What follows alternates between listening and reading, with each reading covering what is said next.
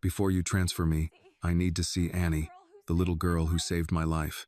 The sentence broke apart as it left Jonathan Hale's lips thin and breathless, as if his heart could no longer support a full thought.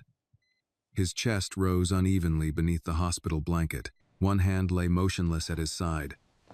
The other trembled faintly, fingers twitching as though reaching for something only he could see. Margaret froze. "Annie?" she asked, panic cutting through her voice. "Jonathan, who is Annie?" He didn't answer immediately.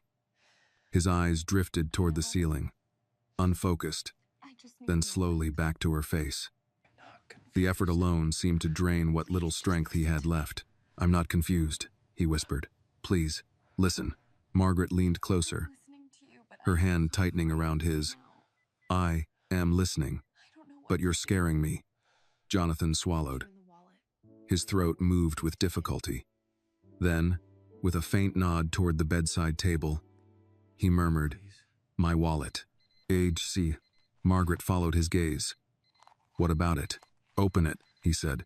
"Please." She hesitated only a second before picking it up. It felt heavier than it should have, worn soft at the edges from years of use. As she unfolded it, a small photograph slipped into her palm. Margaret looked down. It was a picture of a little black girl, smiling shyly at the camera, her hair pulled back, her eyes wide and alert. She looked impossibly young. At the bottom of the photo, written in uneven, childish handwriting, were the words, "Annie, 5 years old." Margaret's breath caught.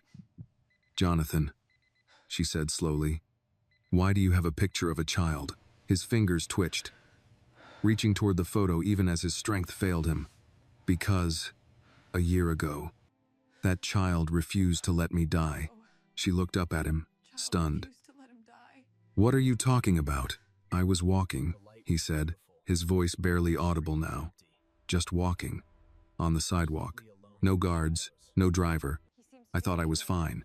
His grip tightened weakly around her hand. Then the pain came. All at once. I couldn't breathe. I couldn't move. Margaret didn't interrupt. She could see it now, the memory pulling him backward, away from the hospital room. "She was there," Jonathan continued. "So small, too small to understand what was happening. But she didn't run. She started yelling, pulling at people. She wouldn't stop until someone helped." His eyes closed for a moment. "When I woke up, I was in a public hospital, and she was holding my hand, like she thought if she let go, I might disappear." Margaret stared at the photograph again, her hands shaking. "You never told me this." "I couldn't," he said softly. "By the time you got there, she was gone." He opened his eyes and looked straight at her. "She gave me that photo before she left. She didn't ask for anything. She just gave it to me." The room fell quiet. One of the doctors cleared his throat. "Mr. Hale," he said gently, "you're scheduled to be transferred in 3 days. The private facility is prepared to intervene immediately. Delaying that could be dangerous." Jonathan turned his head slightly. "Doctor," he whispered, "if I survive the surgery, but leave this unfinished, then what kind of life am I recovering for?"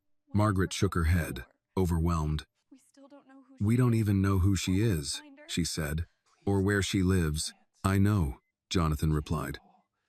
"That's why I'm asking. If there's any chance at all, I need to see her." He squeezed her hand weakly. "Please." Margaret looked around the room at the doctors, the nurses, the quiet urgency on their faces. Then she looked back at the man she had built her life with. For the first time in years, she saw no trace of the authority or certainty that usually defined him, only need. "All right," she said quietly. "We'll try." The doctor frowned. "Mrs. Hale, we'll try," Margaret repeated, firmer this time. "He's asking for one thing." That night, the family moved quickly. By morning, Jonathan Hale's face appeared on every major local news station. The story was simple, almost disarming. A billionaire searching for the little girl who once saved his life. A photo of Annie filled the screen. A number scrolled beneath it. Viewers were asked to call if they recognized her. Jonathan watched the television from his hospital bed, his breathing shallow, his eyes fixed on the screen. "She'd be 6 now," he murmured. She might not even remember me. It's okay. Margaret I sat remember beside him. everything. Children remember more than we think, They said they she would call said, as soon as they heard though she anything. wasn't sure if she believed it herself. Relax. Hours passed, then a day. Jonathan grew weaker. The doctors exchanged worried looks. The transfer date loomed closer. On the second evening, just as the sun dipped below the city skyline, Jonathan drifted in and out of sleep. His hand still clutched the edge of the blanket, the photo tucked safely beneath it. The door opened softly. Margaret looked up, expecting a nurse. Instead, she froze. A young woman stood hesitantly in the doorway, holding the hand of a little girl. The girl's hair was tied back neatly. She wore a simple jacket that was slightly too big for her small frame. Her eyes scanned the room with quiet curiosity. The girl took a step forward. Jonathan stirred. His eyes opened slowly. At first, they didn't focus. Then his gaze landed on the child standing a few feet away from his bed. Time seemed to stop. The little girl looked at him for a long moment. Then she spoke, her voice soft but clear. "Hi," she said. "I'm Annie." Jonathan's breath caught sharply. His eyes widened, filling instantly with tears. "You," he whispered. "You came." "Okay." Annie nodded. "My mom saw you on TV," she said. "She said you were looking for me." Jonathan tried to sit up, failed, then reached out with trembling hands. "I never forgot you," he said, his voice breaking. "Not for one day." Annie stepped closer, her small fingers slipping into his. "I remember you," she said simply, and in that moment, surrounded by machines and whispered prayers, Jonathan Hale understood something he had never learned in boardrooms or courtrooms or operating rooms. Some debts could never be repaid. They could only be honored. The room did not move for several seconds after Annie spoke her name. Jonathan Hale's fingers closed weakly around the small hand resting in his. Her skin was warm, real, not a memory, not a hallucination pulled from the edge of his failing heart. His chest tightened, but this time the pain was different. It wasn't the sharp warning that had brought him here. It was something heavier, slower, filled with emotion he had spent a lifetime keeping at bay. "You seem taller," he said, managing a faint, broken smile through the tears gathering in his eyes. Annie tilted her head, studying him with the same serious focus she must have used a year earlier when she refused to leave him on the sidewalk. "My mom says I'm growing fast," she replied. Margaret stood frozen near the foot of the bed, one hand pressed to her mouth. She had watched her husband command boardrooms, negotiate billion-dollar deals without flinching, walk away from conflicts that left other men shaking. She had never seen him like this, never seen him undone by something so small and so human. Annie's mother stepped forward cautiously. She was in her early 30s, her posture polite but guarded, the posture of someone who had learned long ago to be careful in unfamiliar spaces. "Mr. Hale," she said softly, "I'm sorry to just show up like this." "We saw the news." Annie recognized the picture right away. Jonathan looked up at her, still holding Annie's hand as if letting go might undo the moment. "You don't owe me an apology," he said. "You brought me more than I ever expected." The doctors lingered near the door, uncertain. One of them glanced at Margaret, silently asking whether this visit should be shortened. Margaret shook her head almost imperceptibly. For once, schedules and protocols felt smaller than what was unfolding in front of them. "I didn't think you'd come," Jonathan admitted, his voice low. "I was afraid. Maybe life had already taken you somewhere else." Annie shrugged. "We moved," she said simply. "Just across town." Across town. The words struck Jonathan harder than any diagnosis. Entire worlds could exist only miles apart and never touch. A year ago, his world had brushed against hers for a few minutes on a cracked sidewalk, and that brief contact had saved his life. "I wanted to thank you," he said. "I didn't know how before. I didn't know if I ever would." Annie squeezed his fingers once, gently. "You don't have to," she said. "My mom says helping people is just what you do." Her mother smiled faintly, though there was a weariness behind it. "We didn't expect anything," she added. "When Annie told me she saw you on TV, I wasn't sure it was real, but she remembered you. She remembered the hospital, the beeping noises. Jonathan nodded. I remember you leaving, he said to Annie. I wanted to stop you. I wanted to say something, but my body wouldn't listen. That's okay, Annie replied. You were sick. Such a simple explanation, offered without judgment. Margaret finally found her voice. Thank you, she said, stepping closer, for saving my husband. I was nowed. Annie looked at her, puzzled. I just yelled, she said. Other people helped. Margaret knelt slightly so they were closer to eye level. Sometimes yelling is what makes people stop and pay attention. Annie considered this, then nodded as if filing the thought away. Jonathan's breathing grew heavier, and a nurse moved closer, checking his monitors. He waved her off gently. Just a minute, he murmured. Please. The nurse hesitated, then stepped back, though her eyes never left him. There's something you should know, Jonathan said to Annie's mother. After that day, I tried to find you. I asked the hospital.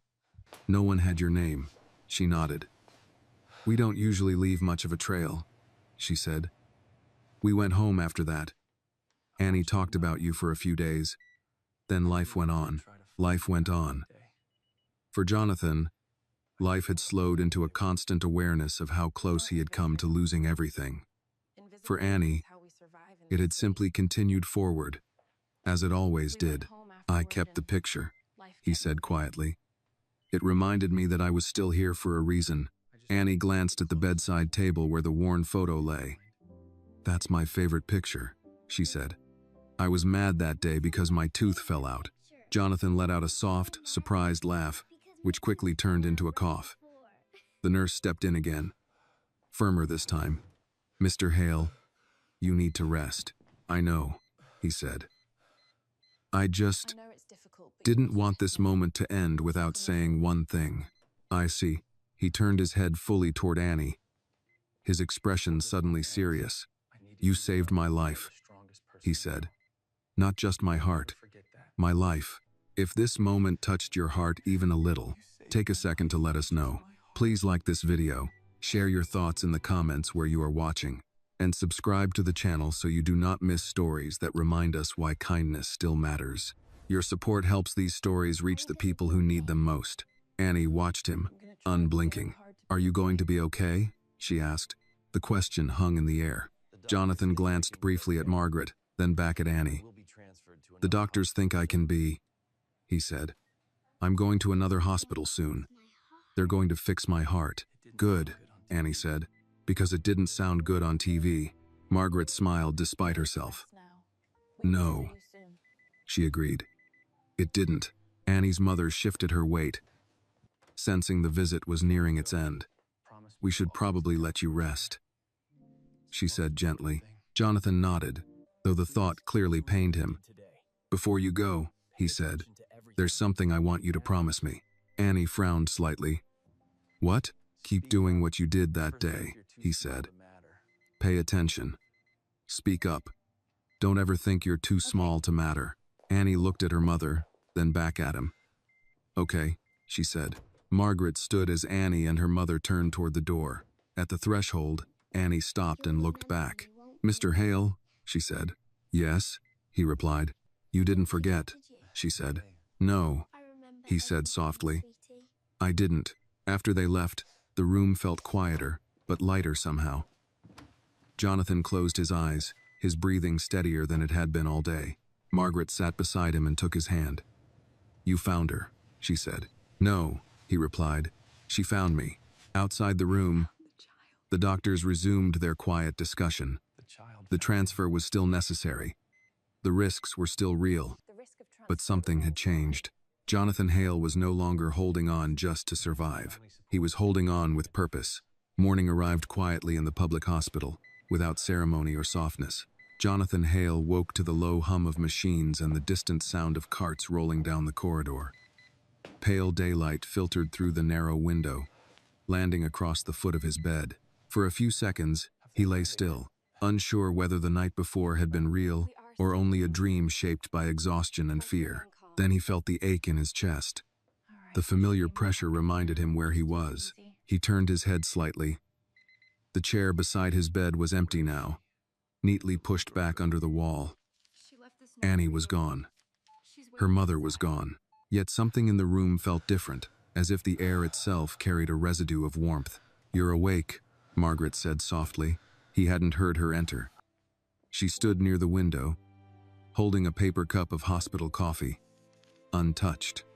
Her face looked tired, but there was a steadiness in her eyes that hadn't been there the day before. "They left?" Jonathan asked. Margaret nodded. "Late last night." Annie hugged the nurse on the way out, said thank you for letting her stay. Jonathan closed his eyes briefly. He could still feel the small weight of Annie's hand in his. "I thought I'd imagine it," he admitted. "That I'd wake up and realize it never happened. But it did," Margaret said. "Every second of it." He let out a slow breath. "I don't think I would have survived the surgery if I hadn't seen her first." Margaret crossed the room and sat beside him. "You don't get to decide that," she said gently. "But I understand what you mean." There was a knock at the door before either of them could say more. The cardiologist entered with 2 residents trailing behind him, charts in hand. He glanced at Jonathan, then at Margaret. "How are you feeling this morning?" he asked. Jonathan considered the question carefully. "Weaker," he said honestly. "But clearer," the doctor nodded. "We reviewed your numbers overnight. Your condition is still unstable, but you're holding. We need to talk about the transfer." Margaret straightened slightly. Jonathan didn't look at her. He kept his eyes on the doctor. "When?" he asked. "Tomorrow," the doctor replied. "We can't safely wait any longer." Jonathan nodded once. There was no resistance in him now. "All right." The doctor hesitated, then added, "I understand you had a visitor last night." Jonathan met his gaze. "Yes. Is Becca's?" The doctor studied him for a moment. "Whatever that conversation gave you," he said, "your vitals improved afterward. Not dramatically, but enough that the night team noticed." Jonathan gave a faint smile. "Sometimes the heart responds to things you can't measure." The doctor didn't argue. "Rest today," he said. "We'll prepare you for transport in the morning." After they left, Margaret reached for Jonathan's hand again. "Are you scared?" she asked. He thought about it. The fear was there, but it no longer filled the room the way it had before. "Not the way I was," he said. "Yesterday, I was afraid of dying. Today, I'm afraid of wasting whatever comes next." Margaret nodded slowly. "I've been thinking about Annie," she said. "About her mother." Jonathan turned his head slightly toward her. "What about them?" "I didn't know how close we lived to lives like theirs," Margaret admitted. "Across town. And yet, it might as well be another country." "I definite." Jonathan's fingers tightened around hers. "That's on me," he said quietly. Margaret shook her head. "It's on both of us. On everyone who believes distance excuses blindness." He didn't argue. Later that afternoon, Jonathan drifted in and out of sleep. Each time he woke, the image of Annie's face came back to him not as a debt, but as a reminder. He remembered her seriousness, the way she listened, the way she spoke without hesitation, as if helping him had been the most natural thing in the world. At one point, a nurse entered to check his IV. She was older, her movements unhurried. "You had a visitor last night," she said with a small smile. "Yes," Jonathan replied. "She left a drawing," the nurse said, reaching into the pocket of her scrubs. She unfolded a piece of paper and placed it gently on the bedside table. It was a child's drawing. 2 stick figures stood side by side. One was much taller, drawn in a suit. The other was smaller, wearing what looked like a dress. Above them, a large, uneven heart filled most of the page. Jonathan stared at it for a long time. "She said you might like it," the nurse added. "I do," he said, his voice thick. When the nurse left, Jonathan picked up the drawing with trembling hands. On the back, in careful letters, was a message written with adult help. "Feel better. Love, Annie." He pressed the paper lightly to his chest, just below where the pain lived. That evening, Margaret stepped out to make a phone call. Jonathan knew what it was about without asking. Plans were being adjusted, schedules rearranged. People were being informed that Jonathan Hale would not simply return to business as usual if he returned at all. For the first time, the thought didn't bother him. When Margaret came back, her expression was serious. "I spoke to the foundation," she said. "They're ready to expand the hospital support program, the one you mentioned last year but never followed through on." Jonathan nodded. "Good. And Jonathan," she added, "this isn't about guilt." "I know," he said. "It's about responsibility." She studied him. "You've changed." He looked at the drawing again. "No," he said. "I've been reminded." That night, as the lights dimmed and the hospital settled into its uneasy quiet, Jonathan lay awake, listening to the rhythm of his heart. Tomorrow, he would be moved to a place designed to save him. But tonight, he was still here, in the building where a little girl had once sat beside his bed and refused to let go. He closed his eyes with a sense of calm he hadn't felt in years. Whatever happened next, he would not forget. The morning of the transfer arrived with a sense of inevitability Jonathan Hale could no longer ignore. It wasn't announced with urgency or drama. There were no raised voices, no rushing footsteps. Instead, it came quietly, carried in by a nurse who entered the room just after sunrise and began checking equipment with practiced efficiency. "Good morning, Mr. Hale," she said. "How are we feeling today?" Jonathan opened his eyes slowly. His chest felt tight, but steady enough. "Like someone who doesn't get to change his mind anymore," he replied. The nurse smiled politely, though her eyes held sympathy. "The transport team will be here in about an hour." Margaret stood near the window, watching the city wake up below. Traffic crawled along the streets. People walked with purpose, coffee cups in hand, unaware that for one man above them, the day carried the weight of a crossroads. "They're ready at the private facility," she said quietly. "Your surgeon called personally." Jonathan nodded. "I figured he would." There was a pause before Margaret spoke again. "Annie's mother called early this morning." Jonathan turned his head toward her. "Is everything all right?" "Yes," Margaret said quickly. "She just wanted to check on you," Annie insisted. A faint smile crossed his face. "Of course she did. She asked if she could come by again," Margaret continued. "Just for a few minutes. I told her we weren't sure how tight the schedule would be." Jonathan was silent for a moment. "If she can," he said. "I'd like that." Margaret reached for his hand. "I'll see what I can do." The doctor arrived soon after, followed by a man in a dark suit who introduced himself as the transport coordinator. They explained the process in careful, measured terms. Jonathan listened without interruption, absorbing the information with a calm that surprised even himself. When they finished, the doctor lingered. "Mr. Hale," he said, "this is a complex case. The team is excellent, but I want to be honest with you." Jonathan met his gaze. "I appreciate honesty. There are risks," the doctor said. "You know that." "Yes," Jonathan replied. "And you're still willing to proceed?" Jonathan thought of Annie's drawing folded carefully beside his wallet, of the words written in uneven letters. "Feel better."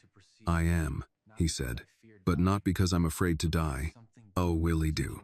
The doctor raised an eyebrow slightly. "I'm afraid to live the same way," Jonathan added. The doctor studied him for a long moment, then nodded. "We'll do everything we can."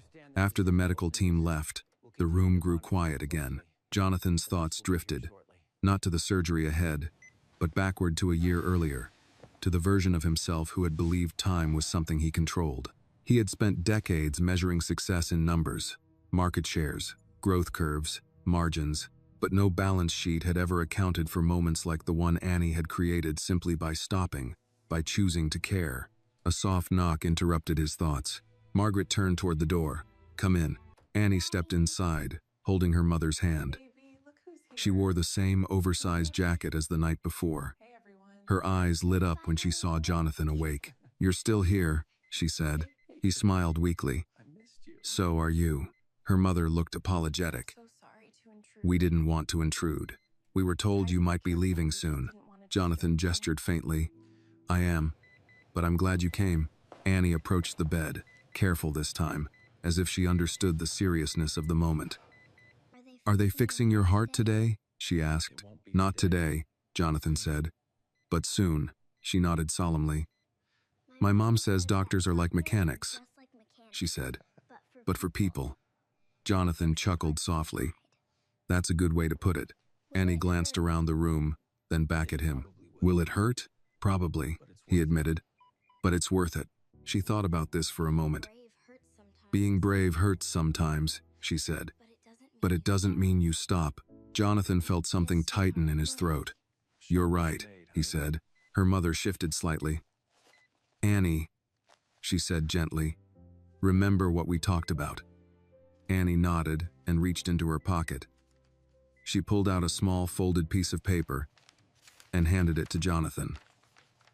I made you another one, she said. He unfolded it carefully. This one showed a hospital bed with a figure lying in it, smiling. Next to it stood a smaller figure, holding a heart. I put the heart closer this time, Annie explained, so it doesn't get lost. Jonathan closed his eyes for a brief second, then opened them again. Thank you, he said. I'll take it with me. The transport team arrived moments later. The room filled with quiet activity. Equipment was adjusted. Instructions were exchanged in low voices. Annie stepped back, sensing the shift. Do you have to go now? She asked. Yes, Jonathan said. But I'll be thinking about you. She hesitated, then leaned forward and hugged him carefully, her arms light around his shoulders. Don't forget, she said. I won't, he promised. As they wheeled him toward the door, Jonathan looked back at Annie and her mother standing together. For a fleeting moment, he saw the world as it truly was, not divided by wealth or power, but connected by choices made in ordinary moments. The hallway stretched ahead, bright and unfamiliar. As the doors closed behind him, Jonathan Hale felt fear again. But beneath it, steady and grounding, was something new, purpose. The ride to the private hospital felt longer than Jonathan Hale had expected. The ambulance moved smoothly through traffic, its siren silent, lights flashing without urgency. Jonathan lay strapped to the narrow bed, staring at the ceiling as it passed beneath him in pieces, metal bars, dim lights, the occasional blur of motion. A paramedic sat near his feet, monitoring the equipment with quiet focus. Margaret rode in the front. Jonathan didn't mind. This part of the journey felt solitary by nature, like a passage he had to make on his own. He closed his eyes and let his breathing settle into the rhythm the paramedic had coached him into earlier. In, hold, out. Each breath felt deliberate, as if his body needed constant reminding to continue.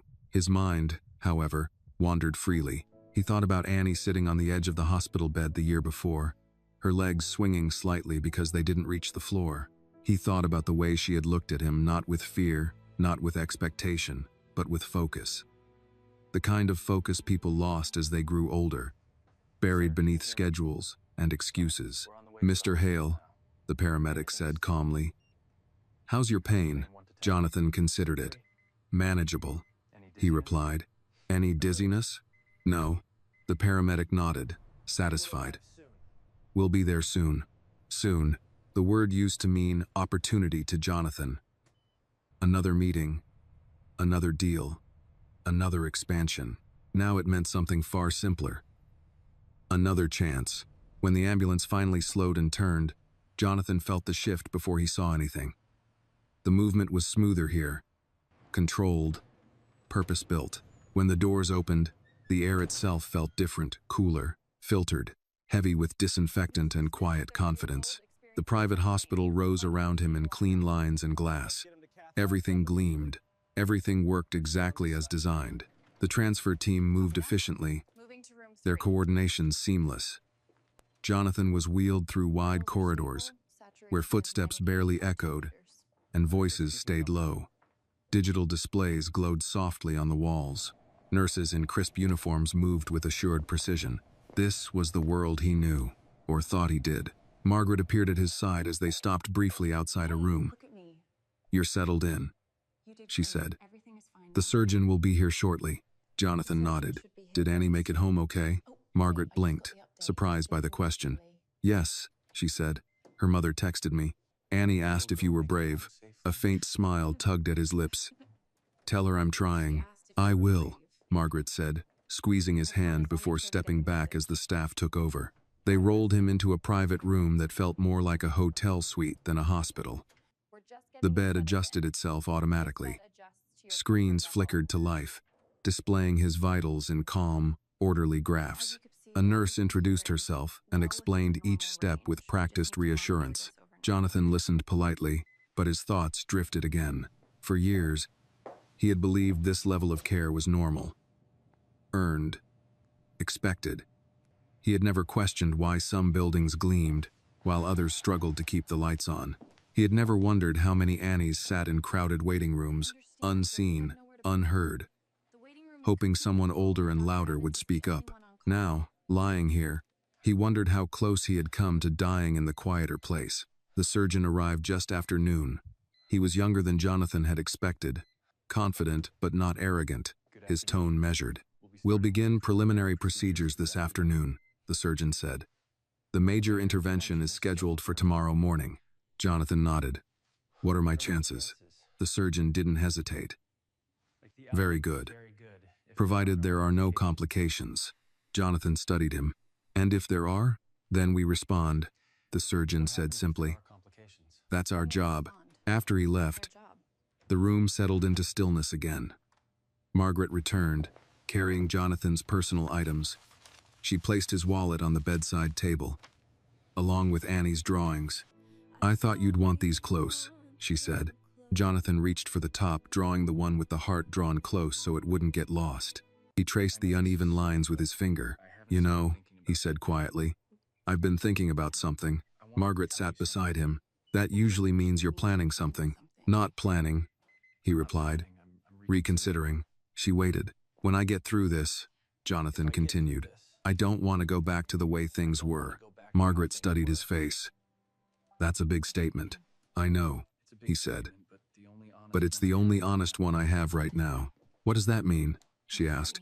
"It means I've spent my life reacting to crises I could see," he said.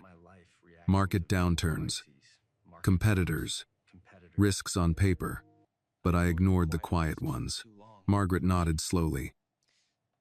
"Like underfunded hospitals.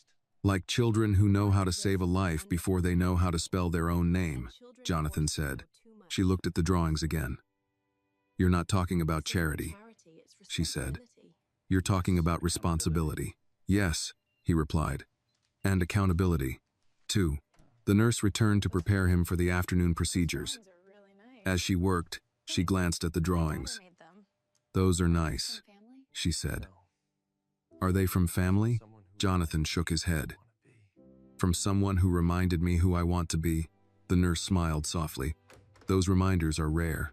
Later, as the room dimmed and the day stretched toward evening, Jonathan found himself alone again. The machines hummed steadily.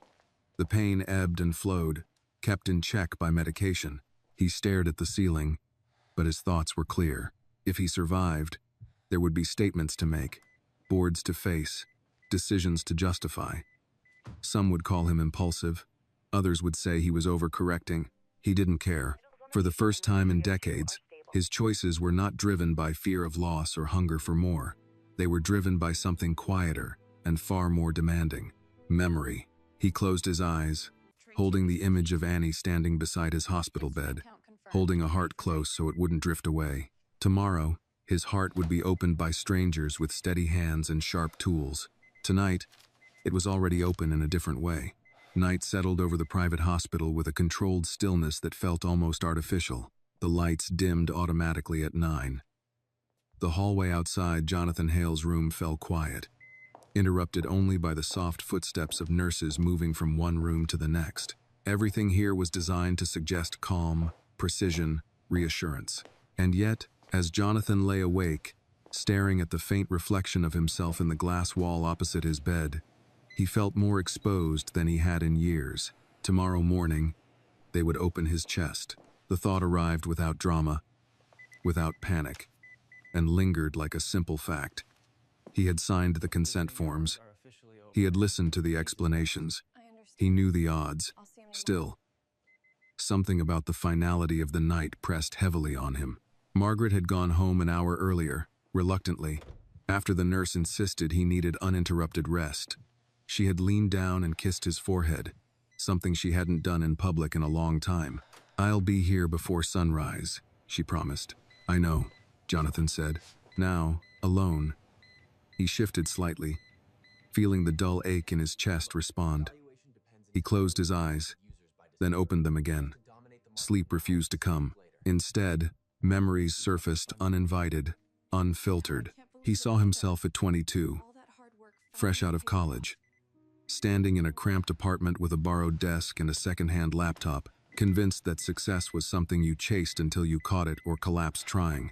He remembered the first deal that worked, the first time someone had called him sir with real respect, the first time he'd chosen profit over people and told himself it was temporary. Temporary had lasted a lifetime. A quiet knock broke the silence. Jonathan turned his head. "Come in," he said. The nurse entered, carrying a clipboard. She was younger than the one from the public hospital, her movements crisp, professional. "Just a quick check before shift change," she said. She adjusted his IV, checked his vitals, then paused when her eyes fell on the drawings beside his wallet. "Those are sweet," she said. "Your daughter?" Jonathan shook his head. "No." She raised an eyebrow, curious but polite. "A niece?" "No," he said again, then added, "A friend." The nurse smiled faintly. "Friends come in all forms." She finished her checks and hesitated. "You're scheduled first thing in the morning," she said. "If there's anything you need tonight." Jonathan considered the offer. "Can you do me a favor?" "Of course. Make sure those go with me tomorrow," he said, nodding toward the drawings. "No matter where they move me." The nurse followed his gaze and nodded. "I'll make a note." After she left, Jonathan picked up the top drawing again. The heart Annie had drawn was imperfect, uneven, but unmistakably intentional. She had placed it close to the figures, as if proximity itself was protection. He wondered what she was doing right now. Probably asleep. Probably dreaming about school or cartoons or something far removed from operating rooms and mortality. He hoped, fiercely, that tonight was just another ordinary night for her. His phone buzzed softly on the bedside table. "Margaret, you awake?" "Yes," he typed back. There was a pause. Then another message appeared. "I couldn't sleep either." Jonathan smiled faintly. He typed slowly, his fingers unsteady. "I'm thinking about everything I didn't see before." Her reply came quickly. And I don't want to forget it when this is over." Another pause. Then, "You won't." People don't come back from moments like this unchanged. Jonathan stared at the words for a long time before setting the phone down. Moments like this. He thought of the sidewalk a year ago. Of the pain that had dropped him to the ground without warning. Of the way the world had narrowed to sound and breath and fear. And then, through that fear, a small voice refusing to be ignored. He had spent his life surrounded by powerful voices. Advisors, executives, lawyers. None of them had saved him. Annie had. The realization no longer came with guilt. It came with clarity. Shortly after midnight, a soft sound drifted from the hallway, someone crying quietly, trying not to be heard. Jonathan listened, then slowly pushed himself up just enough to see through the glass. A man stood a few rooms down, leaning against the wall. His head bowed. He looked older than Jonathan. His shoulders slumped under a weight Jonathan recognized too well. A nurse approached the man and spoke to him softly. He nodded, wiping his face with his sleeve. Jonathan lay back again. This place saved lives every day, he knew. But it also held fear, and waiting, and unanswered prayers. It just hid them better. At some point, sleep finally found him. He dreamed of standing on the same sidewalk from a year ago. The city moved around him, unaware. This time, when the pain came, he didn't fall. Instead, he saw Annie standing a few steps away, holding the drawing of the heart. "Don't drop it," she said. He woke with a start, his heart racing. The clock read 4:17 a.m. Dawn was still hours away. Jonathan lay there, breathing slowly, letting his pulse settle. He reached for the drawings again, pressing them lightly against his chest. Whatever happened tomorrow, he would carry this with him, not as a debt, as a direction. Jonathan Hale woke before the alarm. For a moment, he didn't know where he was. The ceiling above him was too clean, too white, broken only by recessed lights, and a thin line where two panels met. Then the weight in his chest reminded him, the private hospital, the surgery. Today, he turned his head slowly. The digital clock on the wall read 5:42 a.m. Soon, a nurse entered quietly, her voice low and practiced. "Good morning, Mr. Hale. How are you feeling?" Jonathan considered the question. "Awake," he said. "More than I expected." She smiled faintly. "That happens. Big days tend to do that." She checked his vitals, efficient but gentle. The numbers flickered across the screen, steady enough to proceed, fragile enough to command respect. "You'll be heading down in about 40 minutes, she said. "Your wife is already on her way." Jonathan nodded. "Thank you." As she turned to leave, he spoke again. "Can I ask you something?" She paused. "Of course. Thanks for watching." "Do people usually talk before this?" he asked. "I mean, about things that don't show up on charts." The nurse studied him for a moment. "More than you'd think," she said. "Some talk about faith. Some about regrets. Some about promises they plan to keep." "And does it help?" Jonathan asked. She smiled softly. "It doesn't change the procedure, but it changes the person walking into it." After she left, Jonathan lay back, staring at the ceiling again. The room felt smaller now, as if it were gently closing in around him. He reached for his wallet and the drawings beside it, lining them up carefully on the blanket, the way someone might arrange important documents before a meeting. Margaret arrived a few minutes later, her coat still buttoned, her hair pulled back hastily. She looked tired, but determined. "You beat the alarm," she said. "So did you," Jonathan replied. She sat beside him and took his hand. "I barely slept." "Me neither." 35 now. They sat in silence for a moment, listening to the soft hum of the machines. Then Margaret spoke again, her voice measured. "I spoke to Annie's mother last night," she said. "After you fell asleep." Jonathan turned his head toward her. "Is she all right?" "She is," Margaret said. She was surprised, overwhelmed. She didn't expect the attention. She kept saying they didn't do anything special. Jonathan let out a quiet breath. "That's usually how the most important things happen. Be present." Margaret nodded. She was worried she might have caused trouble by coming. Jonathan frowned slightly. "Trouble?" "She lives carefully," Margaret explained. She didn't want Annie to be misunderstood or used. Jonathan squeezed her hand gently. "I understand that." Margaret studied him. "You really do now, don't you?" "Yes," he said simply. There was a knock at the door. The surgeon entered, calm and composed, followed by an anesthesiologist. They reviewed the plan again, explaining each step, each possibility. Jonathan listened closely, asking a few questions, nodding when appropriate. At the end, the surgeon paused. "Do you have any questions before we proceed?" Jonathan glanced at the drawings on his bed, then back at the surgeon. "Just one," he said. "How long until I'll know if it worked?" The surgeon considered this. "The first few hours will tell us a lot," he said. "The first few days will tell us more." Jonathan nodded. "All right." When they left, Margaret leaned closer.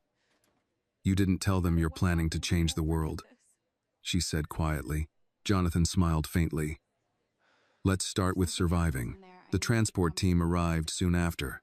Jonathan was transferred carefully onto the gurney, the room suddenly stripped of its familiarity.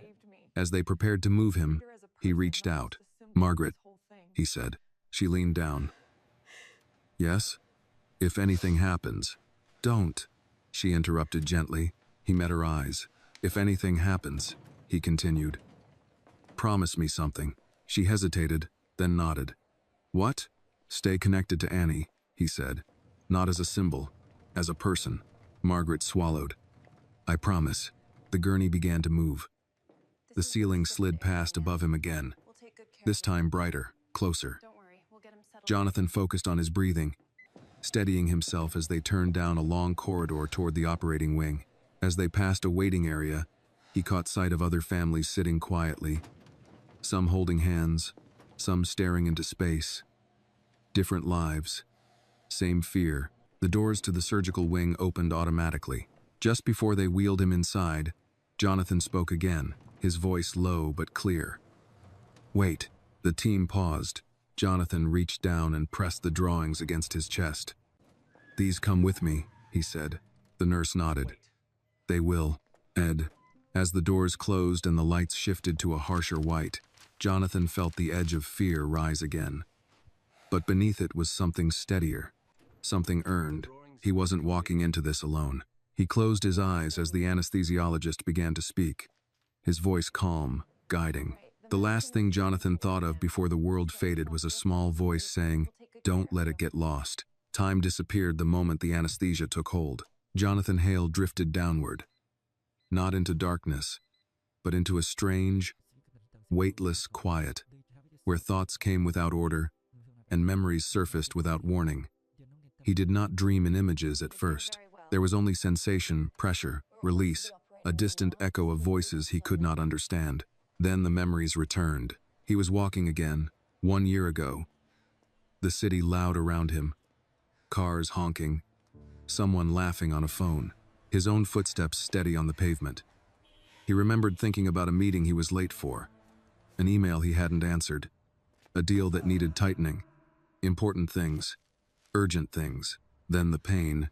In the dream, he felt it bloom in his chest like fire. His legs buckled. The sidewalk rushed up to meet him. But this time, instead of panic, there was stillness. He saw himself from above, a man in an expensive coat lying helpless among strangers who slowed, glanced, then hesitated, and then, cutting through it all, a small figure appeared. Annie. She was smaller in the dream. 5 years old again, her shoes scuffed, her jacket too thin for the weather. She didn't hesitate. She didn't weigh consequences. She ran toward him as if the world had asked her a question and she already knew the answer. "Hey!" she shouted in the dream, her voice sharp and insistent. "Help him!" Jonathan watched people turn. Some stopped, some didn't, but enough did. The dream shifted. Now Annie stood beside his hospital bed, the one from the public hospital, not this private one. The machines were louder there. The walls were duller, but the room felt warmer. She held his hand, just like before. "Don't go to sleep," she said. "I'm tired," he answered. "I know," she said. "But don't go yet." The scene blurred, then rearranged itself again. Jonathan felt pressure in his chest, deeper now, heavier. He sensed hands working with precision he couldn't see. Voices spoke in calm, clipped phrases. Numbers were called out. Adjustments made. The rhythm of his heart faltered, then steadied. Somewhere far away, a machine beeped in a different pattern. In the dream, Annie frowned. "Your heart's being stubborn," she said. "So am I," Jonathan replied. She nodded approvingly. "Good." Hours passed in minutes. Or minutes passed in hours. Time had no shape here. Then, gradually, the quiet began to fracture. Sound returned first, a muffled voice, a steady, deliberate tone. Jonathan tried to move, but his body felt distant, like it belonged to someone else. "Jonathan," a voice said, "can you hear me?" He wanted to answer. His lips wouldn't cooperate. "Jonathan," the voice repeated, closer now. "Squeeze my hand if you can hear me." There was a pause. Then, with effort that felt monumental, his fingers twitched. "That's good," the voice said. "You're doing great." Light pressed against his closed eyelids, not harsh, but insistent. Jonathan winced slightly, then forced his eyes open. The ceiling above him was unfamiliar, lower than before. The lights were dimmer. The air smelled faintly of antiseptic and something metallic. A nurse leaned over him, her face calm. "Welcome back," she said. Jonathan tried to speak. His throat felt raw, his mouth dry. Only a faint sound came out.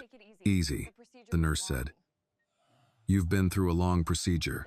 He swallowed, then tried again. "Did it work?" She smiled.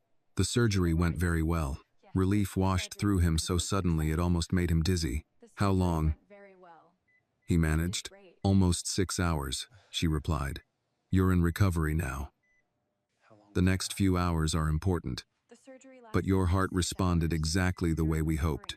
Jonathan closed his eyes again, letting the words sink in. A moment later, another voice entered the space. Familiar, tight with emotion. Jonathan? He opened his eyes and turned his head slightly. Margaret stood beside the bed, her eyes red, her hand already reaching for his.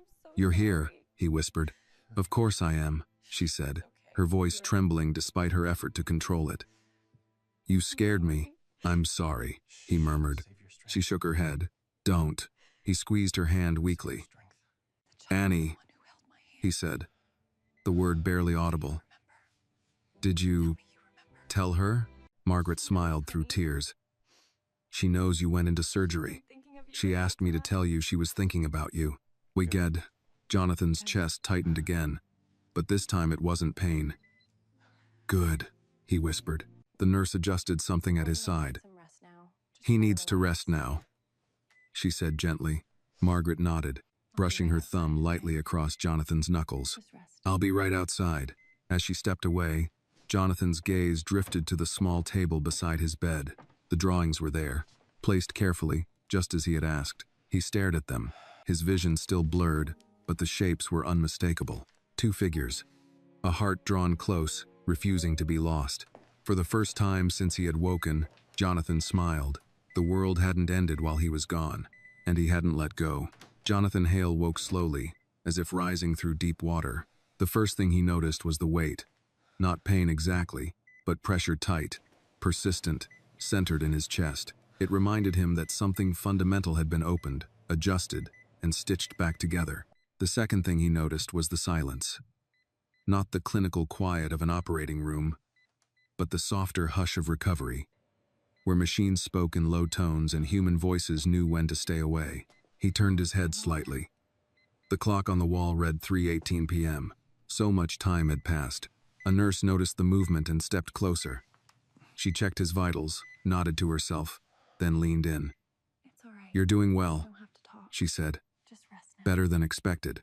Jonathan tried to answer, but his voice came out thin. Everything "Feels strange." strange.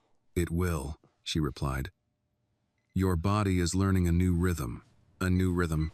The words lingered with him as she adjusted his blankets and moved away. He lay still, letting his breathing find its pace. In, out. Each breath felt deliberate, earned. Margaret returned an hour later. She moved quietly, as if afraid to disturb something fragile. When Jonathan opened his eyes again, she was already seated beside him, her hand resting lightly on the edge of the bed. "You're awake," she said. "Still here," he replied. She smiled, relief flickering across her face. "The surgeon just checked in. He's pleased, cautiously optimistic, but pleased." Jonathan nodded. "That's about as good as they get." "Yes," Margaret said. "It is." She hesitated, then added, "I heard from Annie's mother again." Jonathan's eyes sharpened with interest. "Is she all right?" "She is," Margaret said. "Annie wanted to know if your heart was behaving." Jonathan let out a quiet breath that almost sounded like a laugh. "Tell her it's learning." Margaret reached into her bag and pulled out her phone. "She also sent this." She turned the screen toward him. It was a photo. Annie sat at a small kitchen table, crayons scattered everywhere. She held up a new drawing to the camera, her smile wide and proud. The heart was there again, bigger this time, brighter, drawn in red. Jonathan stared at it, his vision blurring. "She keeps drawing the heart," he said softly. Margaret nodded. "I think that's how she understands what happened." Jonathan closed his eyes for a moment. "It's how I understand it too." The afternoon stretched on quietly. Doctors came and went, offering updates in careful language. Jonathan listened, asked a few questions, then let the rest wash over him. What mattered was simple. The surgery had worked. The danger wasn't gone, but it had been pushed back. As evening approached, the room took on a different tone. The lights softened. The hallway sounds thinned. Jonathan felt exhaustion settle into his bones, heavier than anything he had known before. He slept briefly, waking again to the sound of Margaret's voice speaking softly to someone near the door. "Yes," she said. "He's awake, but very tired." A pause. "All right," she continued. Just for a minute. Jonathan turned his head, confused. The door opened slowly. Annie stepped inside. She moved more cautiously this time, as if the room itself required respect. Her mother followed, staying close to the doorway. Annie's eyes went straight to Jonathan's face. "You look different," she said. Jonathan smiled weakly. "I feel different." She walked closer, peering at the tubes and wires with curiosity rather than fear. "Did they fix it?" "They did," Jonathan said. "Thanks to you." Annie frowned. "I didn't do anything this time." "Yes, you did," he replied. "You reminded me why it mattered." She seemed to think about that, then nodded, satisfied. Her mother stepped forward slightly. "We didn't want to stay long," she said. "The nurse said it was okay, but only briefly." Jonathan looked at her. "I'm grateful you came." She hesitated, then spoke carefully. "Annie has been asking questions." Jonathan raised an eyebrow. "About what?" "About why people on TV were talking about her," her mother said. "And why you needed to find her." Jonathan swallowed. "What did you tell her?" "That sometimes grown-ups forget to say thank you," she replied. "And sometimes they need help remembering." Jonathan nodded slowly. "That sounds right." Annie climbed onto the chair beside the bed, sitting very still. "Are you going to go back to work now?" she asked. "Not right away," Jonathan said. "I have some thinking to do." "About what?" "About how to do things better," he replied. Annie smiled. "That's good." Her mother glanced at the clock. "Annie, we should let him rest." Annie stood, then leaned forward carefully, placing her small hand on Jonathan's forearm. "Don't forget," she said again. "I won't," he promised. After they left, the room felt fuller than before, as if something important had been affirmed rather than concluded. Margaret sat back down beside him. "You know," she said quietly, "people are starting to call. The board, the foundation. They want to know when you'll be ready to talk." Jonathan exhaled slowly. "They'll have to wait." Margaret studied him. "You're serious?" "Yes," he said. "For the first time, I want my recovery to be about more than returning." "Well," she nodded. "About redirecting." Jonathan closed his eyes, feeling the steady beat beneath his ribs. Exactly. That night, as the hospital settled once more into its careful quiet, Jonathan lay awake thinking about the road ahead. It would not be simple. Some decisions would be resisted, some truths would be uncomfortable, but his heart, newly repaired, newly aware, kept its rhythm. And in that rhythm, he felt something he hadn't felt in a very long time. Alignment. Recovery did not arrive all at once. It came in fragments, measured breaths, cautious movements, short walks that felt longer than they should have. Jonathan Hale learned quickly that surviving surgery was not the same as reclaiming strength. His body demanded patience, something he had rarely given anything before.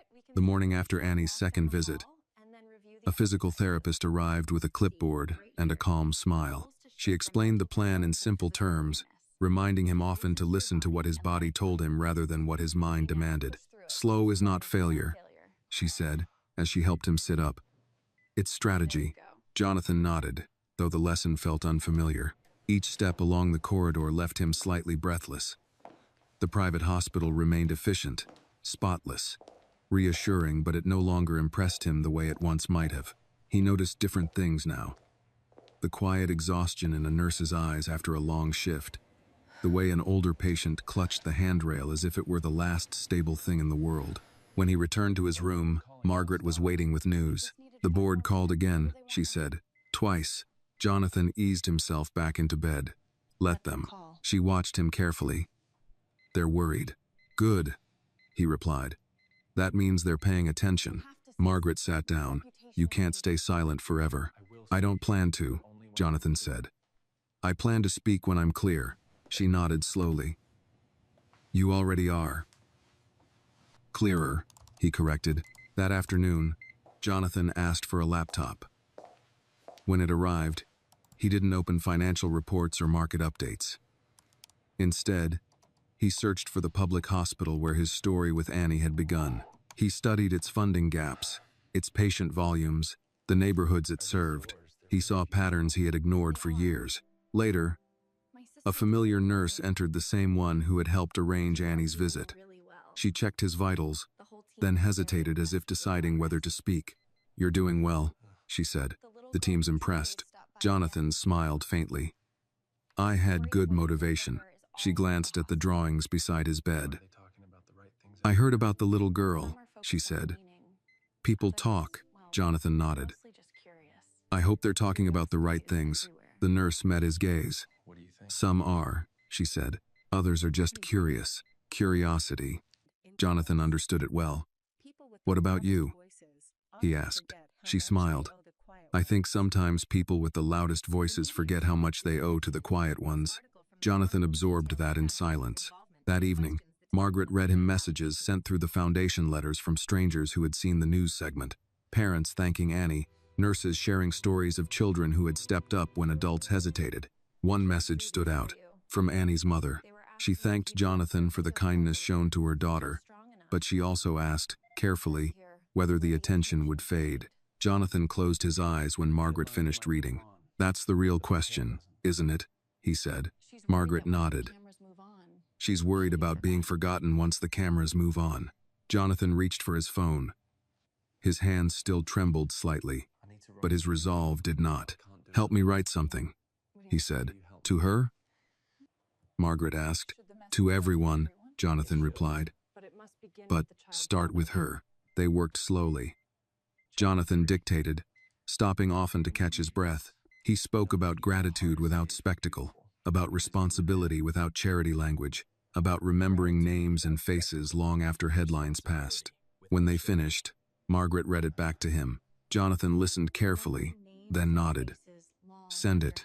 The following morning, the surgeon stopped by again.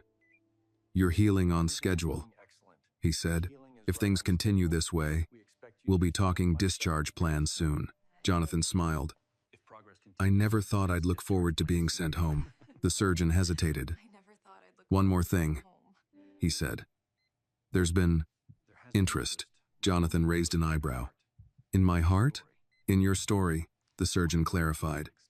"People want to know what comes next." Jonathan considered that. "Then they'll have to wait and see." That afternoon, Annie sent another drawing. This one showed 3 figures, now one tall, one small, and one in between. Above them, the heart hovered, larger than before. No longer in danger of drifting away, Jonathan stared at it for a long time. "Who's the third person?" he asked Margaret. Margaret smiled. "Maybe it's who you're becoming." Jonathan leaned back, feeling the steady beat beneath his ribs. For the first time since the surgery, he allowed himself to imagine a future not defined by urgency or accumulation, just intention. The first time Jonathan Hale stood by the window without feeling dizzy, he knew something had shifted. It was a small victory by any medical standard. He had only been upright for a few minutes, the city stretching out below him in clean lines of glass and steel. But his legs held. His breath stayed steady. His heart repaired, reinforced, humbled, kept its rhythm without complaint. Margaret noticed before he did. "You're not swaying," she said quietly. Jonathan smiled. "Don't jinx it." She joined him at the window, careful not to crowd him. Outside, the city moved with its usual confidence. Cars merged, people crossed streets. Somewhere below, decisions were being made that would never make the news. "I used to love this view," Jonathan said. "It made everything feel manageable." "And now?" Margaret asked. "Now it feels honest," he replied. "Big, complicated, full of people I don't know." Margaret studied him. "You're seeing it differently." "Yes," he said, "and I don't want that to fade." The door opened softly. A case manager stepped in, carrying a folder thick with forms. She smiled professionally, but her tone was warm. "Mr. Hale, we should talk about discharge planning." Jonathan nodded. "I was wondering when that would come up." "If everything continues on track," she said, "you could be released within the week. There will be follow-ups, restrictions, therapy. This isn't a return to normal yet." Jonathan met her gaze. "I'm not aiming for normal." She raised an eyebrow, intrigued but not surprised. "That's good," she said. "Normal is overrated." After she left, Margaret sat down with the folder. "Home care, medication schedules, cardiac rehab," she read aloud. You'll hate the restrictions. Jonathan shrugged. I've hated worse. She closed the folder. There's something else. He looked at her. The foundation board is requesting a statement, she said. Not about your health, about the hospital. Jonathan exhaled slowly. I was afraid of that. Afraid? Margaret echoed. Of saying too much too soon, he clarified. Or too little. Too late. Margaret leaned back. You don't owe them perfection. You owe them honesty. Jonathan considered that. Honesty had never been the currency of his world. Transparency was discussed, but only when it benefited the bottom line.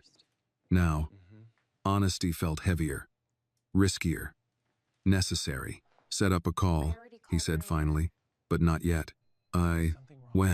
When I've spoken to Annie's mother again. Margaret nodded. She called this morning. Jonathan turned toward her. Is something wrong?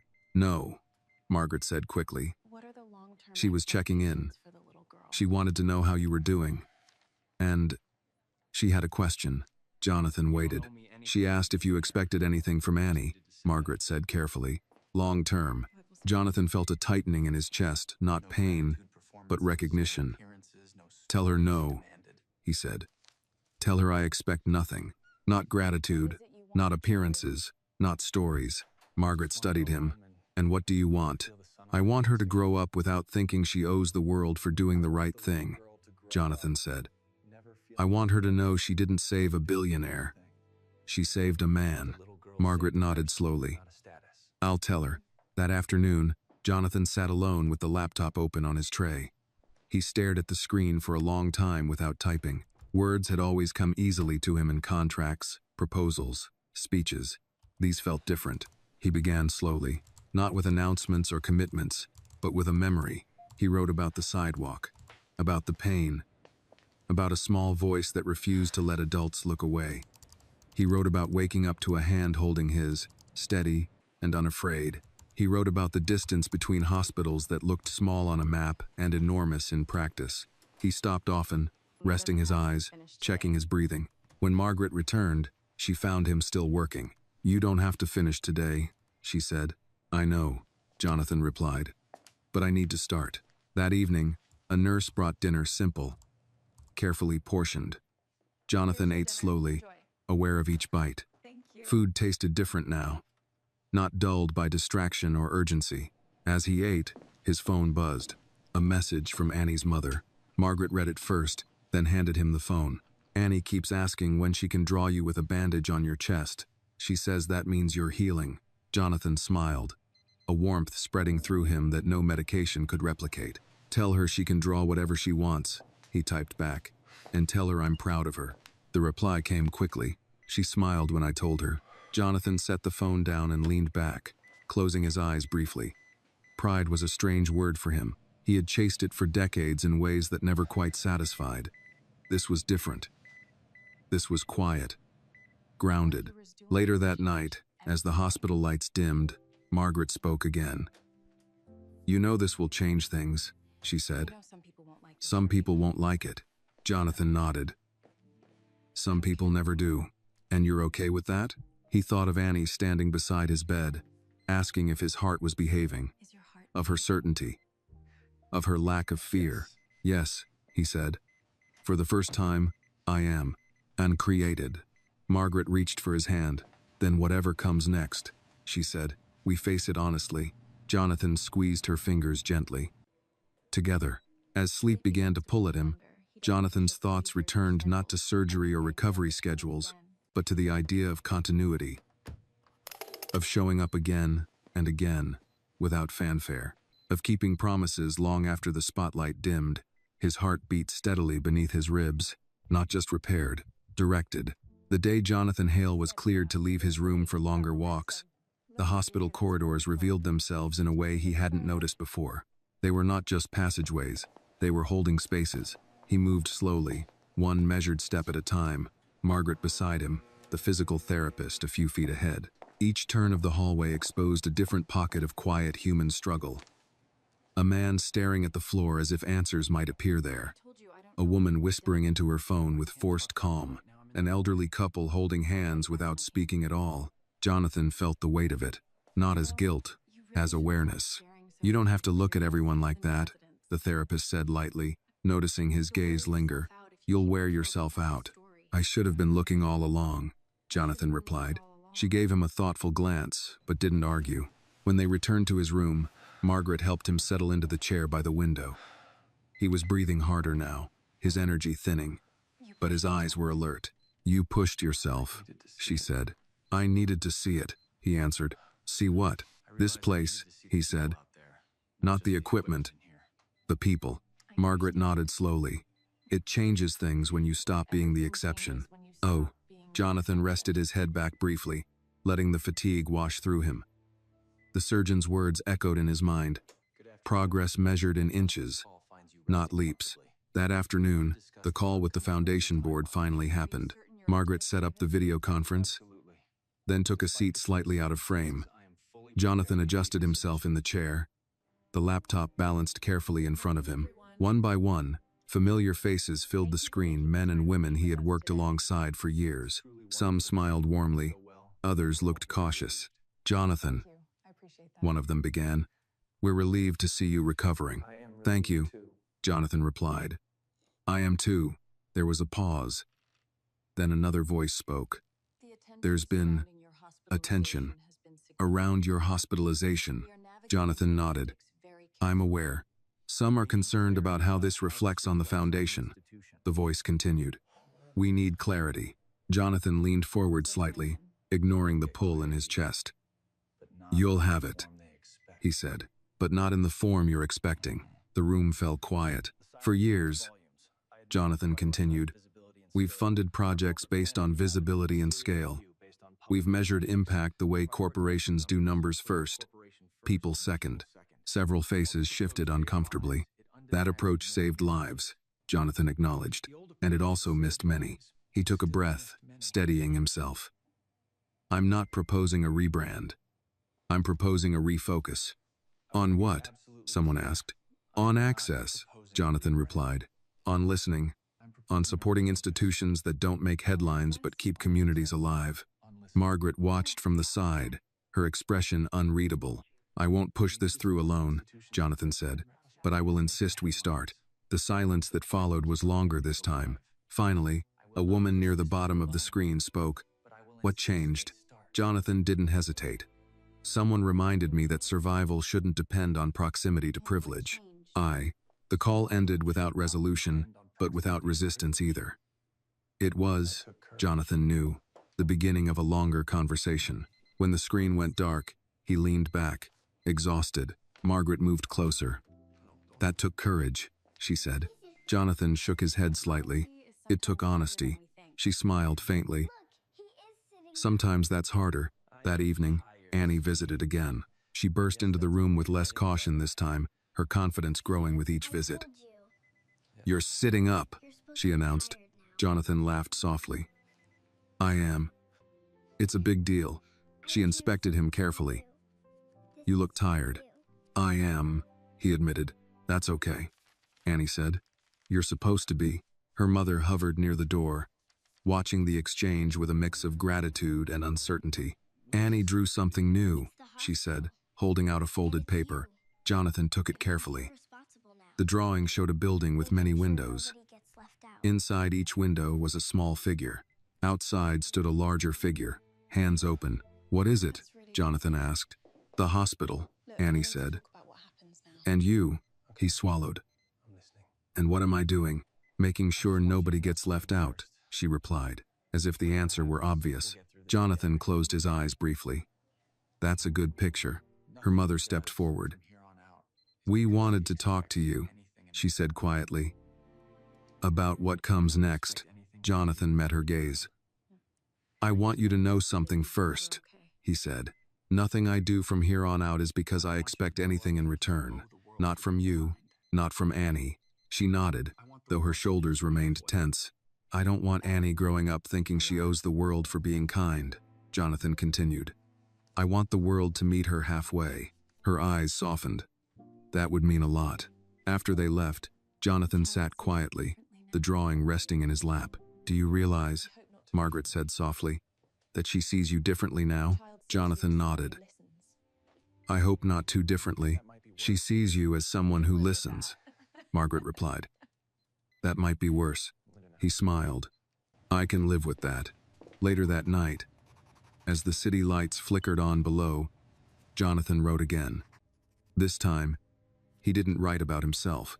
He wrote about systems, about small decisions made every day that determined who waited and who didn't. He stopped often, his hand cramping, his energy fading. But he didn't stop completely, because now, stopping meant something else. It meant turning away, and he was no longer willing to do that. Discharge day arrived without celebration. There were no speeches, no sense of triumph, only a quiet efficiency that moved Jonathan Hale from patient to person in transition. Papers were signed, instructions repeated, medications carefully explained. The hospital that had held his life together piece by piece now prepared to let him go. Jonathan sat on the edge of the bed, dressed in simple clothes that felt unfamiliar after days in a gown. His chest still ached. A dull reminder that healing was ongoing, not complete. Margaret stood nearby, reviewing a checklist with the nurse. You'll need help at home, the nurse said, at least for the first few weeks. I know, Jonathan replied, and I'll take it. The nurse smiled slightly. That's usually the hardest part. Jonathan didn't argue. He had learned enough to know when resistance served no one. When the nurse left, Margaret turned to him. Are you ready? Jonathan looked around the room one last time. The chair by the window, the small table where Annie's drawings had accumulated, the quiet space where fear had softened into resolve. Yes, he said. I think I am. They moved slowly through the corridors, Jonathan leaning lightly on Margaret's arm. Staff members nodded as they passed, some with professional warmth, others with something more personal. He recognized it now, recognition without entitlement. At the exit, sunlight spilled through the glass doors, brighter than he remembered. The air outside felt sharper, colder, filled with sound, traffic, voices, life continuing without pause. Jonathan stopped just short of the door. Margaret noticed. What is it? I didn't walk out last time, he said quietly. A year ago. She squeezed his arm. You are now. They stepped outside together. A car waited at the curb, discreet, unmarked. As Jonathan eased into the back seat, he felt a wave of fatigue settle over him, not the kind that frightened him, but the kind that asked for rest. The drive home passed in fragments. Buildings slid by. Neighborhoods shifted. Jonathan watched them with new attention, noting the transitions he had once ignored. When they arrived, the house felt strangely quiet. Familiar, but altered by absence. Jonathan moved carefully through the entryway, taking in details he hadn't noticed before: the scuff near the doorframe, the faint smell of polish and something older. Lived in. He sat down heavily in the living room, closing his eyes. Margaret brought him water, then sat across from him.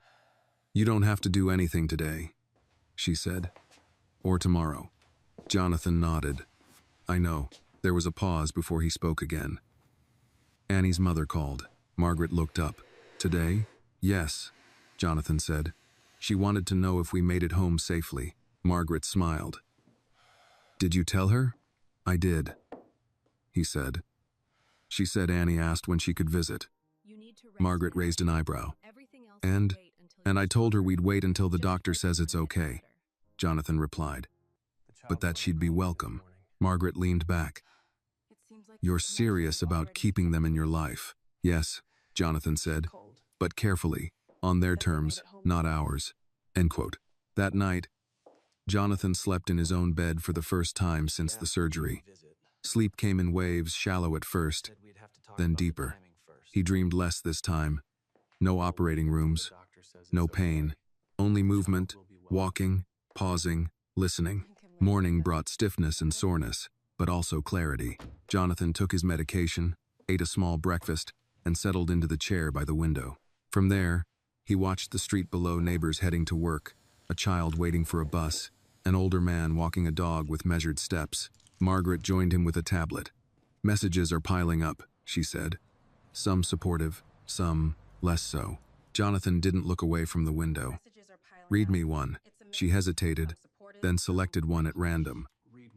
A board member says your comments are emotionally driven and could destabilize established partnerships. Jonathan nodded. That's honest. 1. Is that all you're going to say? For now, he replied. Emotion is what made me notice the problem. Reason will help me fix it. Later that day, Jonathan received a delivery, a simple envelope, handwritten address. Inside was a card from Annie.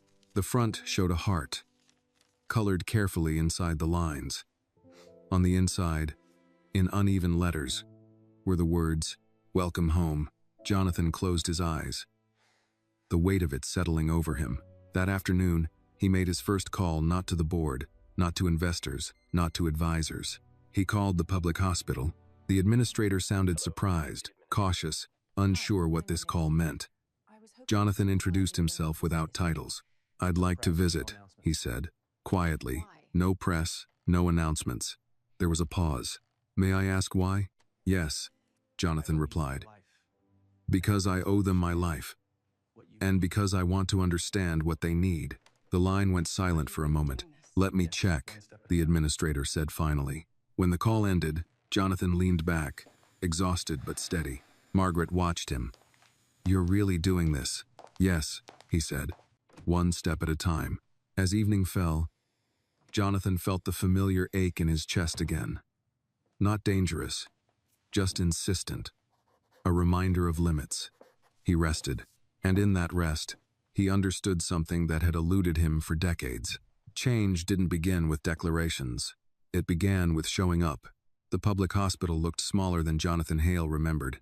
From the outside, it blended into the neighborhood with an unassuming stubbornness brick worn by decades of weather. Windows that reflected more sky than ambition. No banners, no glass atriums, just a building that had learned how to endure. Jonathan sat in the back seat of the car, watching it come into view. His chest tightened not with pain, but with something closer to reverence. You don't have to go in if you're not ready, Margaret said gently. I am, Jonathan replied. That's why I asked to come. They had insisted on keeping the visit quiet. No cameras, no press, no announcements. Just Jonathan, Margaret, and the administrator who had agreed after some hesitation to meet them personally. Inside, the air was different from the private hospital. Thicker, lived in. The scent of disinfectant mixed with something warmer coffee, old paper, human proximity. The floors showed signs of age, but they were clean, efficient. A woman in her late 50s greeted them in the lobby. Her posture was professional, but her eyes carried the fatigue of someone who had learned to manage scarcity without complaint. Mr. Hale, she said, I'm Linda Perez, hospital administrator. Jonathan extended his hand carefully. Thank you for seeing me, she nodded. I wasn't sure why you wanted to come without notice, but I understand now. They walked slowly through the corridors. Jonathan leaned lightly on a cane, not because he couldn't walk without it, but because his body reminded him not to rush.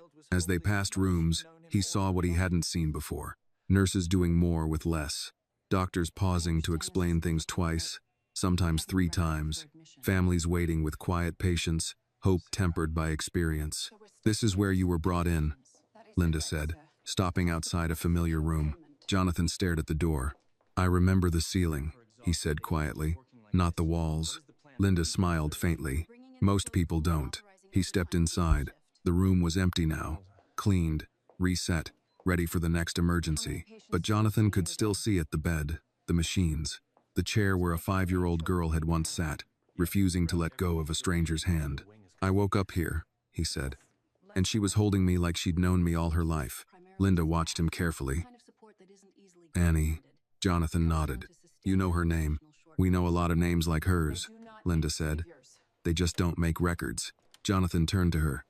That's a problem. Yes, Linda agreed. It is. They continued walking. Jonathan asked questions, not as an executive, but as a man who wanted to understand.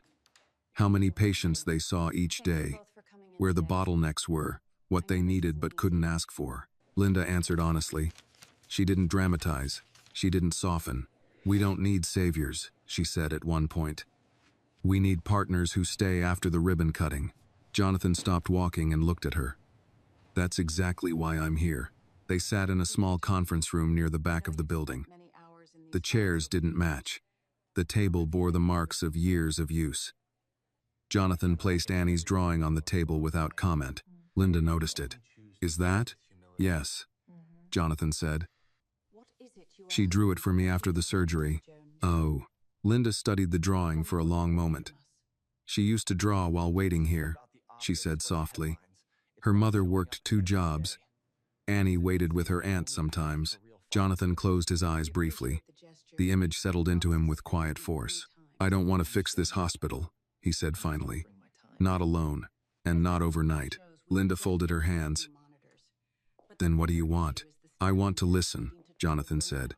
And I want to commit to what I hear. Not publicly, not performatively, just consistently. Linda leaned back, evaluating him. We've heard that before. I know, Jonathan said. That's why I didn't bring a check today. Her eyebrow lifted slightly. That's a first. I brought time, he said. And a willingness to be told no. The conversation stretched on.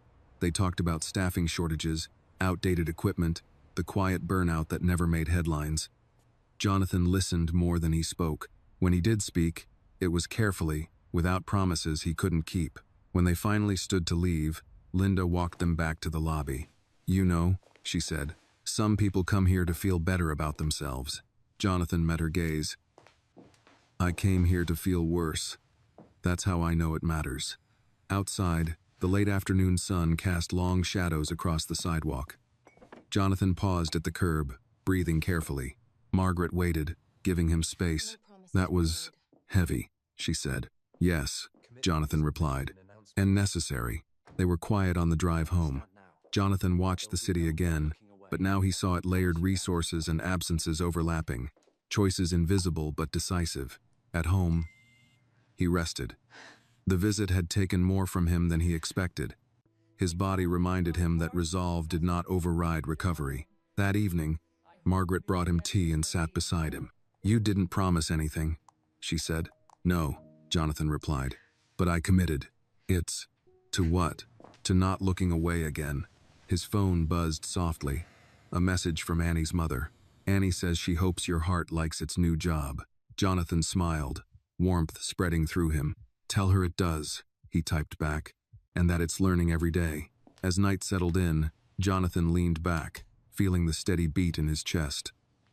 It wasn't perfect.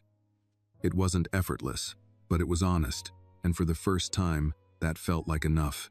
The weeks that followed Jonathan Hale's visit to the public hospital unfolded without headlines. That was intentional. Recovery settled into a rhythm that was both humbling and instructive. Mornings began with medication, slow stretches, and short walks that reminded Jonathan how far he still had to go.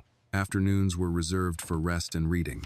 Evenings brought conversations, some easy, some uncomfortable, that forced him to confront the world he had helped shape. He no longer filled his calendar with meetings. Instead, he limited himself to 1 or 2 conversations a day.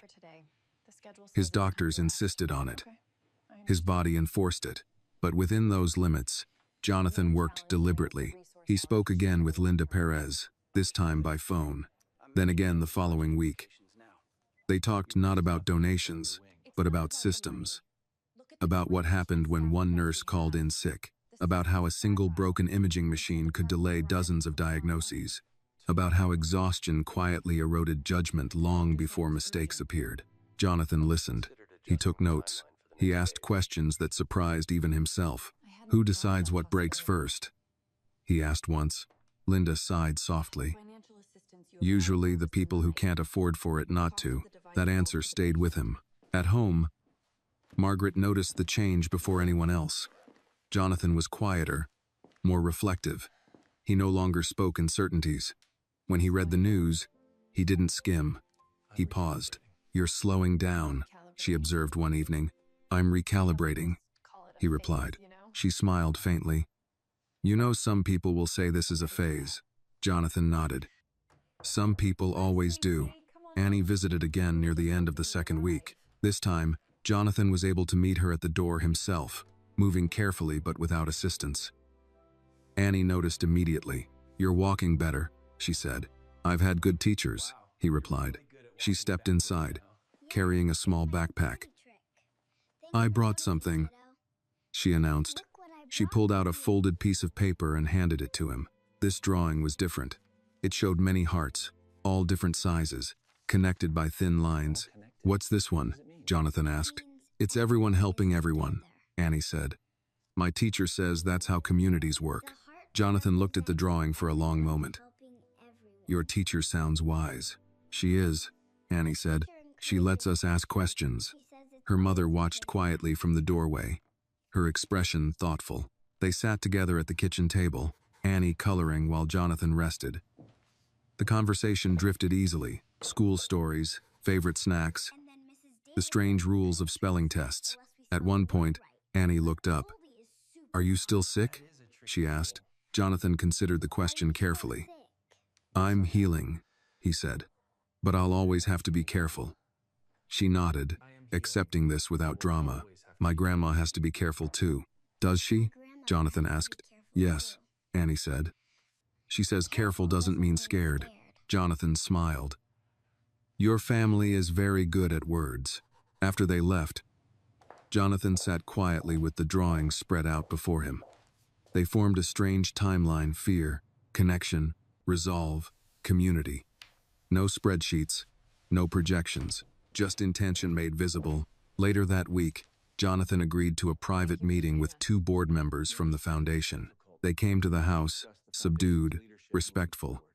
The conversation was tense but civil. "You're asking us to rethink our metrics," one of them said. "Yes," Jonathan replied. "You're asking us to invest in places with no naming opportunities, no immediate returns." "Yes. And you're prepared for resistance?" Jonathan met their gaze. "I'm prepared for honesty." The meeting ended without agreement. But it didn't end in dismissal either. That night, Jonathan slept deeply for the first time since returning home. The next morning, he woke with a clarity that felt earned. He asked Margaret to bring him his laptop. "I want to draft something," he said. "For the board?" she asked. "For myself," he replied. He wrote slowly, deliberately. Not a manifesto, not a promise. A framework.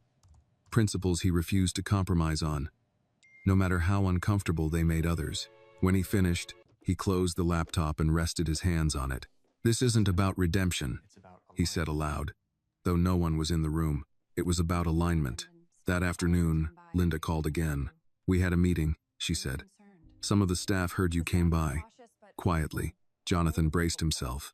"And they're cautious," Linda said, "but hopeful, which doesn't happen often." Jonathan nodded. "I don't expect trust quickly." "Good," she replied, "because it takes consistency. Man. I'm prepared for that," Jonathan said. When the call ended, he sat back, feeling the familiar ache in his chest, not pain, but reminder. Limits still applied. Healing still demanded respect.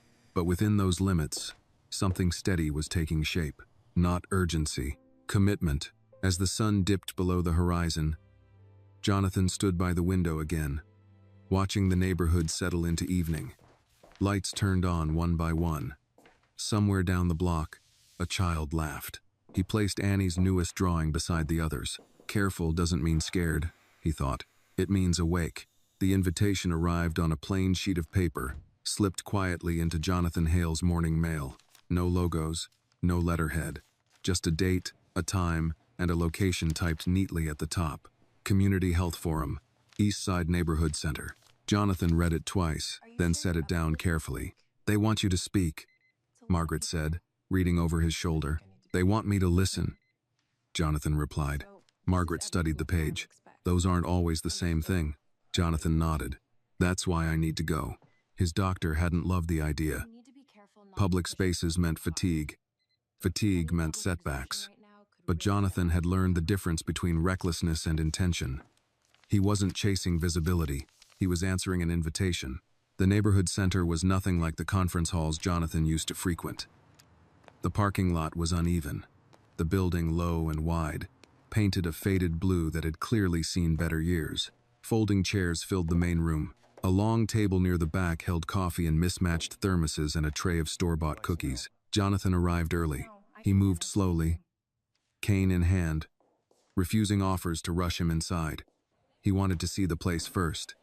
The children's drawings taped near the entrance, the bulletin board layered with flyers for free clinics, tutoring hours, food drives. Inside, people gathered in small clusters, nurses, parents, a few older men who watched him with guarded curiosity.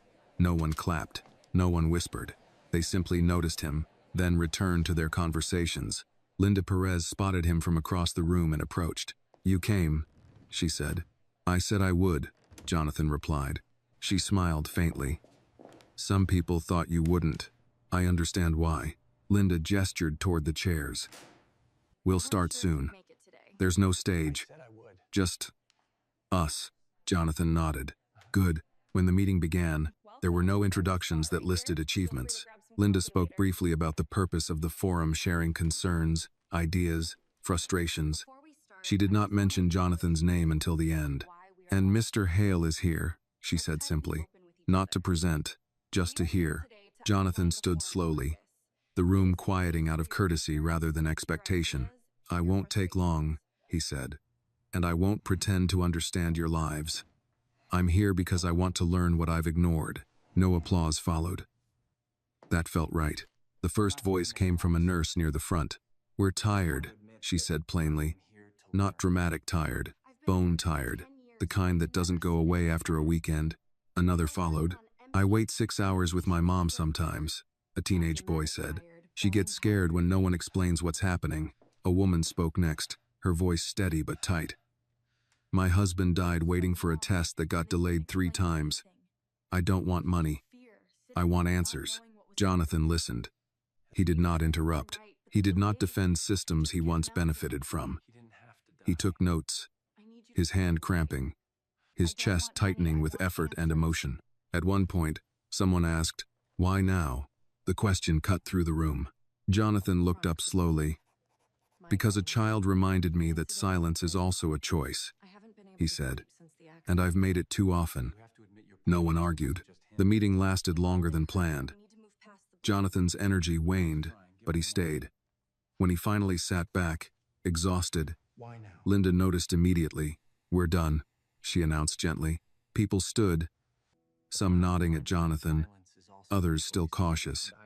A few approached him, not with gratitude, but with clarity. "Don't disappear," one man said. Jonathan met his gaze. "I won't." On the drive home, Jonathan leaned back, eyes closed, breathing carefully. "That took a lot out of you," Margaret said. "Yes," he replied. "But it gave me more than it took." At home, he rested for hours, his body insisting on stillness. When he woke, the sun was low, the room quiet.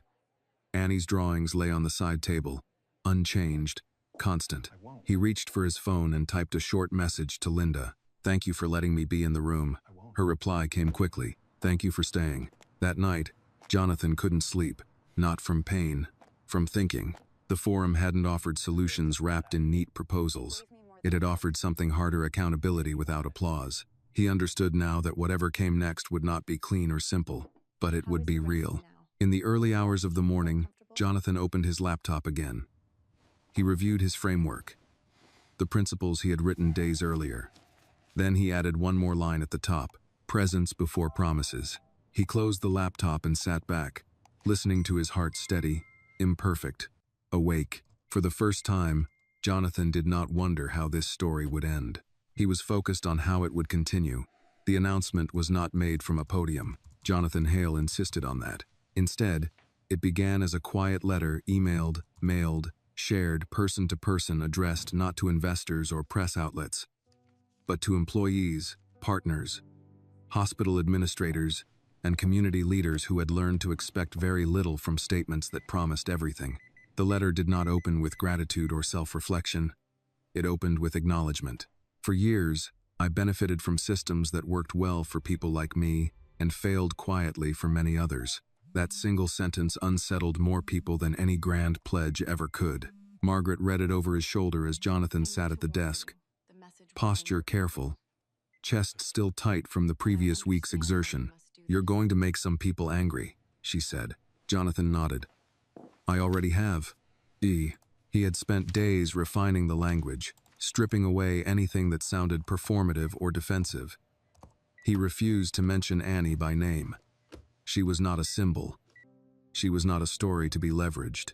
She was the reason he had stopped lying to himself, and that was enough. The response came quickly. Some messages were thoughtful, cautious, even grateful. Others were sharp, accusing him of overreach, of emotional decision-making, of destabilizing established partnerships. One message from a longtime associate stood out. You're letting sentiment cloud judgment. Jonathan read it twice, then closed the laptop. No, he said quietly to the empty room. I'm letting judgment catch up to reality. The first tangible change followed a week later. Not a donation, a restructuring. Jonathan proposed redirecting a portion of the foundation's discretionary funds not toward new projects, but toward sustained operational support for underfunded public hospitals. No naming rights, no press releases. 5-year commitments reviewed annually by independent community boards. The resistance was immediate. This is not how philanthropy works, one board member argued during a private call. Jonathan listened, then responded calmly. That's exactly the problem. His doctors warned him not to push too hard. Stress could undo months of healing. Jonathan listened, but he did not retreat. He delegated more. He rested when he needed to. He learned, slowly, how to lead without dominating. Linda Perez called him late one afternoon. They approved the pilot, she said, disbelief and relief mixed in her voice. Jonathan closed his eyes. Which one? 3 hospitals, she said. Ours included. Jonathan exhaled slowly, feeling the weight of it settle not as triumph, but as responsibility. That means accountability, he said. Yes, Linda replied. It does. Annie visited that weekend. She arrived with a new drawing tucked under her arm, but she didn't pull it out right away. Instead, she climbed onto the couch beside Jonathan, careful of his chest, and looked at him seriously. My mom says you've been busy, she said. I have, Jonathan admitted. Busy, like tired busy? Annie asked. Yes, he said honestly. She nodded. That's okay. Sometimes good things make you tired. Jonathan smiled. You're very wise for 6. She shrugged. My grandma says grown-ups forget things kids remember. And what do kids remember? Jonathan asked. Annie thought for a moment. Who helped when it was scary? That night, after Annie left, Jonathan stood by the window again. His strength had returned enough for short stretches without the cane. The city below felt closer now, less abstract. He received a call from the governor's office the next day. They wanted to meet, to discuss healthcare initiatives, to explore collaborative opportunities. Jonathan listened, then said carefully, I'm not interested in optics. There was a pause on the other end of the line. We're interested in outcomes, the aide replied. Then we can talk, Jonathan said. The meeting was scheduled quietly, without announcements. Jonathan attended with Linda and 2 representatives from community health organizations. He spoke less than expected. He asked questions that made the room uncomfortable. Who decides where funding stops? Who measures the cost of waiting? Who speaks for the people who never get the microphone? Afterward, Linda turned to him as they walked out. You didn't play the role they expected, she said. Jonathan nodded. I'm done playing roles. His recovery continued, uneven but steady. Some days he felt strong enough to forget his limitations. Other days reminded him sharply that healing was not linear. On one of those harder days, he found himself staring at Annie's drawings again. The many hearts connected by thin lines. The hospital with open hands. He realized something then. This wasn't about fixing everything. It was about refusing to accept silence as neutral. That evening, Jonathan added one final note to the framework he had written weeks earlier. If justice feels quiet, it's because it's working where no one is watching.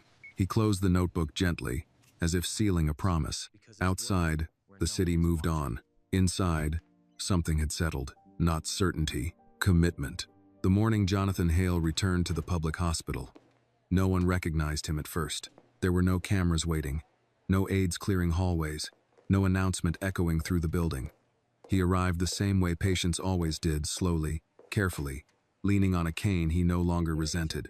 The front desk clerk glanced up, nodded politely, and handed him a visitor badge without comment. Jonathan thanked her and moved on.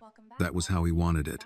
Linda Perez met him near the elevators. She looked tired, but there was something lighter in her expression than the last time they had spoken. "You came back," she said. "I said I would," Jonathan replied. This time, they didn't tour rooms or sit in conference spaces. Linda led him instead to a small break room near the emergency wing. 2 nurses were there, drinking coffee. Mid-conversation, they stopped when Jonathan entered, uncertain. "This is Jonathan," Linda said simply. "He's here to listen." One of the nurses studied him for a moment, then nodded. "All right," she said. "Then listen to this." They talked for nearly an hour. About night shifts that never quite ended. About equipment that worked just well enough to avoid replacement. About moments of quiet dignity that made the exhaustion bearable. Jonathan didn't take notes this time. He didn't need to. Later, as he prepared to leave, a familiar small voice echoed down the hallway. "Mr. Jonathan," greeted. He turned. Annie came running toward him, her backpack bouncing against her shoulders. She stopped just short of him, remembering his chest, and grinned. "You came back," she said. "I did," Jonathan replied.